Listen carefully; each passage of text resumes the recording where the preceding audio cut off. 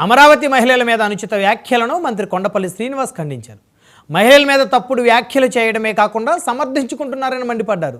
మహిళలను సంకరజాతి, రాక్షసులు, పిశాచాలు అనడం వారి వికృత చేష్టలకు నిదర్శనమని వ్యాఖ్యానించారు. ప్రభుత్వం పరిపాలన అనేది కంప్లీట్గా అభివృద్ధి బాటలో వెళ్ళాలి, ఒక పాజిటివిటీ క్రియేట్ చేయాలి, ఒక పాజిటివ్ ఎనర్జీ క్రియేట్ చేయాలని గౌరవ ముఖ్యమంత్రి వాళ్ళు పిలుపునిచ్చి ప్రతి విషయంలో కూడా చాలా ఆలోచన చేస్తూ పనిచేస్తూ ఉంటే ఈరోజు చాలా తేలిగ్గా ఎక్కడో ఉన్న టైమ్స్ ఆఫ్ ఇండియాలో ఉన్న ఆర్టికల్ని వాళ్ళు బేస్ చేసుకొని అది ఒక సర్వే డీటెయిల్స్, అది కూడా ఒక ప్రాంతానికి చెందింది కాదు, ఒక ప్రదేశానికి చెందింది కాదు, కేవలం ఒక రాష్ట్రంలో ఓవరాల్ రివ్యూని వాళ్ళు దాన్ని మిస్కమ్యూనికేట్ చేస్తూ ఒక ప్రాంతానికి మాట్లాడి తప్పుడు మాటలు అన్నారంటే చాలా బాధాకరం చెప్పుకోవాలి. అది కూడా అథెంటిసిటీ లేని ఇన్ఫర్మేషన్ కూడా వాళ్ళు దాన్ని సమర్థిస్తూ మాట్లాడడం అంటే అసలు ఎంత దయనీయ స్థితిలో ఈరోజు జర్నలిస్టం వెళ్ళిందని కూడా మనం ఆలోచించాలి.